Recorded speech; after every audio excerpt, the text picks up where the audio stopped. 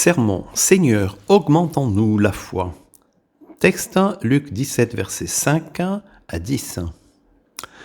Frères et sœurs en Christ, nous entendons aujourd'hui une prière des apôtres qui pourrait être la nôtre. Seigneur, augmente en nous la foi. Luc 17, verset 5. Nous voyons nos faiblesses, nos doutes, nos découragements. Nous savons que la foi est le fondement de toute vie chrétienne. Et pourtant, nous en percevons si peu la force. Jésus nous répond que même une foi minuscule, comme un grain de moutarde, peut déplacer les montagnes. Mais il nous met aussi en garde. La foi ne nous rend pas glorieux, mais serviteurs. À travers ces paroles, le Christ nous enseigne la nature de la vraie foi.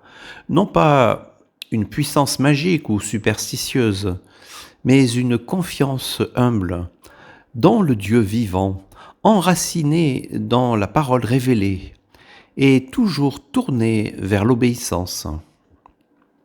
Premier point, la vraie foi et ses contrefaçons. La foi n'est pas la superstition. Les disciples ne demandent pas une technique pour accomplir des miracles, mais une croissance dans leur confiance en Christ. Jésus rejette toute idée de magie religieuse. Il ne s'agit pas de réciter des formules pour forcer Dieu.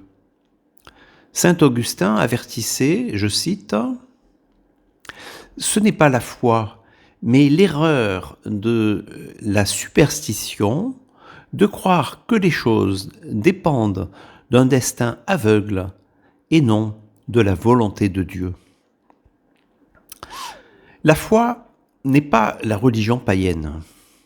Les religions des nations cherchent souvent à apaiser les dieux ou à manipuler le sacré. La foi biblique, au contraire, est relation, confiance dans le Dieu qui parle et qui agit. Calvin écrit « La vraie foi n'est pas une simple croyance qu'il y a un Dieu, mais une ferme persuasion qu'il est notre Père et que nous devons attendre tout bien de lui. » Il dit ceci dans l'Institution de la religion chrétienne, chapitre 3. Je répète, Calvin écrit « La vraie foi n'est pas une simple croyance qu'il y a un Dieu, mais une ferme persuasion qu'il est notre Père et que nous devons attendre tout bien de lui. » Enfin, la foi ne doit pas être confondue avec une simple croyance vague. Jacques 2, verset 19, « Tu crois qu'il y a un Dieu? Tu fais bien. Les démons aussi le croient. Et ils tremblent. » La foi n'est pas une opinion, mais une union vivante avec le Christ. Deuxièmement, la foi comme confiance et comme contenu, fides qua et fides quae. Premier point, fides qua creditur. C'est une formule latine qui signifie que la foi est d'abord un acte de confiance. En tout cas, elle est aussi cela. La foi comme acte de confiance. Fides qua creditur. C'est la main qui saisit la promesse de Dieu. Crois au Seigneur Jésus, lisons-nous dans le livre des Actes au chapitre 16, verset 31, et tu seras sauvé. Saint Anselme résumé, fides quaerens intellectum. La foi en quête d'intelligence. On croit d'abord pour comprendre ensuite. Deuxième point, fides quae creditur. Il ne s'agit plus ici de la fides qua, mais de la fides quae, Q-U-A-E. La foi comme contenu reçu. Il ne s'agit plus de la foi comme acte de confiance, mais de la foi comme contenu reçu. La foi chrétienne est un objet précis. Et il s'agit de l'évangile de Jésus-Christ. Paul exhorte ainsi Timothée, garde le dépôt de la foi, 2 Timothée 1, verset 14. Notez bien l'expression, le dépôt de la foi. Le dépôt, c'est quelque chose d'objectif.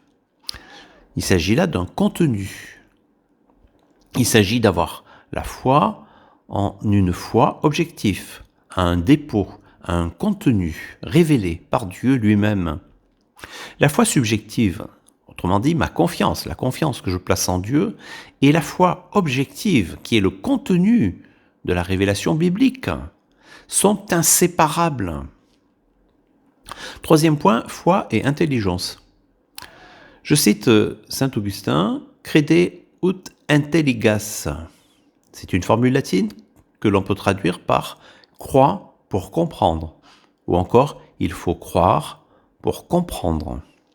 La révélation divine, donc la révélation de Dieu dans la Bible, dans la Sainte Écriture, éclaire notre raison, notre intelligence.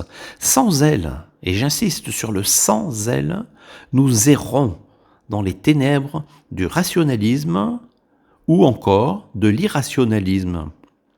La foi chrétienne n'abolit pas la raison, mais la redresse. Elle est une foi raisonnable, car fondée sur la parole infaillible de Dieu.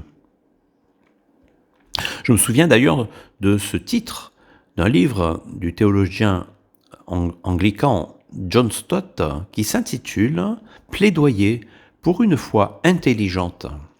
Et il développe cette thèse dans cet ouvrage de façon assez remarquable. Troisième partie, la foi et l'obéissance. Nous sommes des serviteurs quelconques, ou, comme le traduit la Bible à la Colombe, nous sommes des serviteurs inutiles. Premier point, la foi rend possible l'impossible. Notez que Jésus parle d'un arbre déraciné et jeté dans la mer, image de ce que Dieu peut faire par la foi. Abraham, par la foi, crut contre toute espérance, nous dit Romains 4, verset 18. Les disciples, par la foi, annoncent l'évangile au monde entier, et nous savons que beaucoup d'entre eux sont morts martyrs. Il leur fallait bien du courage, et il leur fallait surtout de cette foi-là. Deuxième point, la foi nous garde dans l'humilité. Donc la foi rend possible l'impossible, ça c'est le premier point. Deuxième point, la foi nous garde dans l'humilité. Même après avoir accompli de grandes choses, le disciple dit « Nous sommes des serviteurs quelconques ». Saint Jean Chrysostome commente « Ainsi, il coupe court à toute vanité, enseignant qu'après avoir tout fait, nous n'avons encore rien donné en proportion de ce que nous avons reçu. » Très belle citation.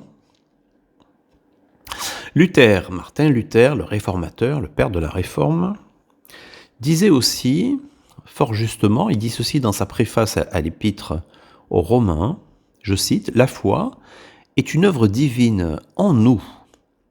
Elle nous change, nous fait naître de nouveau de Dieu et nous tue pour faire de nous de tout autre homme, de cœur, de courage, d'esprit et de sens. » Quatrième point, quatrième partie, le lien avec les autres lectures du jour. Habacuc 1 et 2.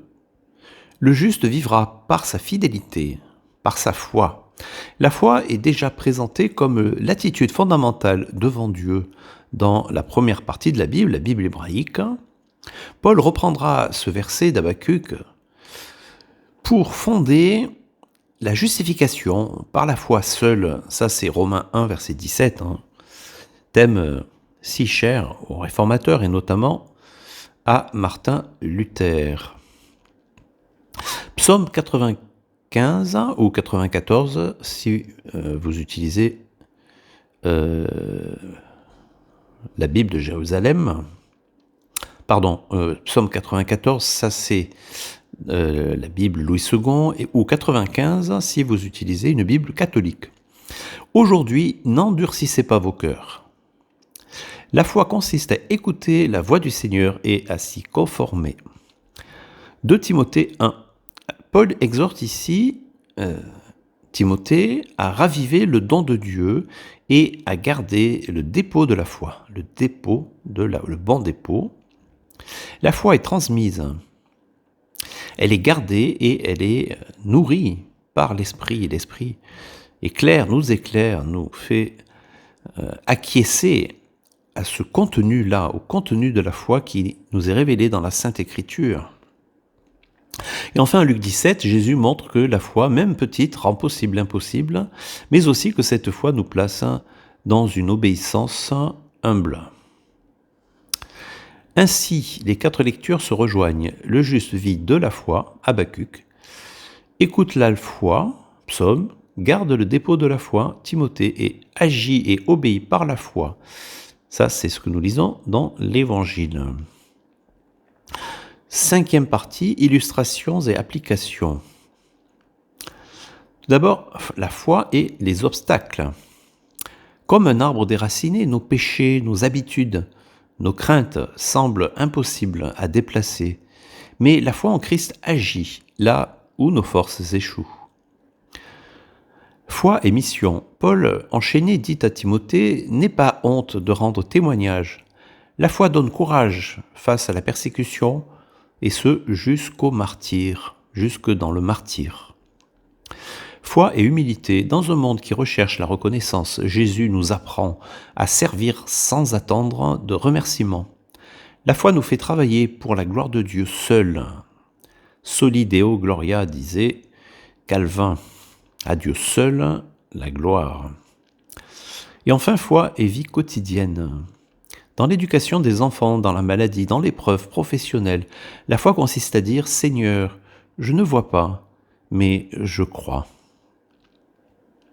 Conclusion, frères et sœurs, nous avons vu que la vraie foi n'est ni superstition, ni simple croyance, mais confiance vivante dans le Christ et adhésion au dépôt de l'Évangile. Avec elle, rien n'est impossible car Dieu agit. Sans elle, nous ne pouvons même pas comprendre les Écritures. Elle nous pousse à l'humilité, nous sommes des serviteurs et tout ce que nous faisons n'est que grâce. Par la foi, nous voulons nous approprier cette parole pleine de bon sens. Ne dis pas à Dieu « j'ai un grand problème », mais dis à ton problème « j'ai un grand Dieu ». Alors reprenons la prière des apôtres avec plus de conscience et plus d'espérance. Seigneur, augmente en nous la foi. Amen. Et nous terminons par une prière d'engagement. Seigneur, augmente en nous la foi, aide-nous à marcher humblement comme tes serviteurs, que notre confiance en toi nous rende courageux et persévérants. Donne-nous de vivre par la foi chaque jour dans toutes nos décisions et nos relations. Amen.